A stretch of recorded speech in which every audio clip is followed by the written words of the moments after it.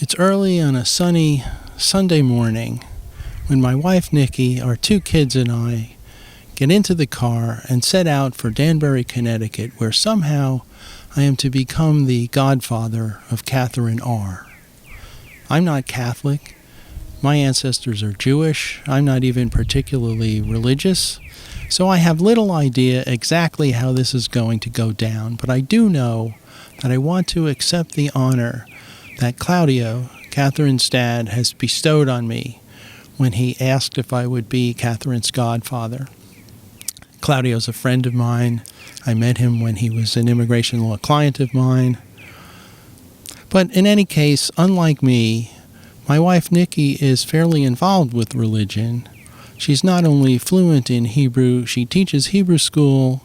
She's one of the founders of a small synagogue in our town, and she's descended from an almost unbroken line of 20 generations of rabbis. And maybe because of these things, she takes a dim view of a person who would take on a religious obligation with only the most half-assed idea of what is involved. But really, I've researched the matter a little, and I discover that the minimum requirement for decent godparenting is that if there's nobody else around to do so, you should make sure that the kid is raised Catholic. Another factor here is that I have a strong bond with Claudio and his family. When I got green cards for him and his wife Susanna in their long-delayed and somewhat complicated case, they were very grateful to me, and I was grateful to them for their gratitude. But I was really grateful to them for how they reacted when I gave them a certain bit of advice in the case. About midway through, there came a time where I had to decide whether to tell them to stay in the U.S. where they had been for many years and ride it out here, or go back to South America and trust that I could bring them back fairly quickly with green cards. I told them to leave, and within days of that, they had booked a flight out, packed their bags, put their house on the market, and they flew out. And the trust they showed me back then, when I was fairly new to the practice of immigration law, really meant a lot to me. So we're driving up to Danbury, and Nikki's okay, attending the event. She would be looking at this as just another example of what can only be called Steve's mishigas. Her attitude would be, "This is your thing, Steve. Good luck to you with your godfathering.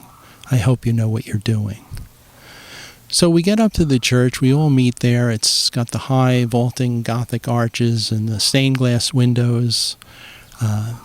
Claudio has secured the services of a priest who won't ask me too many questions about my background. In fact, he asks me none at all. Good man, I end up thinking. Catherine, the baby, is arrayed in a beautiful little white dress with matching white ruffled headband that contrasts nicely with her black hair. There's just my small family there, and Claudio's and a few friends of theirs. All in all, we're not that many people for a fairly large church on a fairly sunny Sunday morning.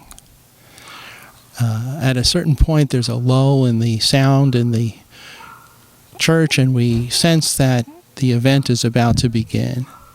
And sure enough, the priest, who's been bustling away in the back of the nave, is done with his bustling, and he comes toward us and he says, "All right, will the godfather and godmother please step forward?" And Nikki and I look at each other and we're thinking, wait, what? Did he just say, "and godmother"? The way these things are done, apparently. So now Catherine is to have not one, but two godparents. Something that Nikki has been nice not to harp on with me over the years, but I think in the moment she probably wastes no time adding that to a list of grievances against me. And who could blame her? Well, but by stepping forward, Nikki has only become the passive godparent of a Catholic child. I am the active participant here.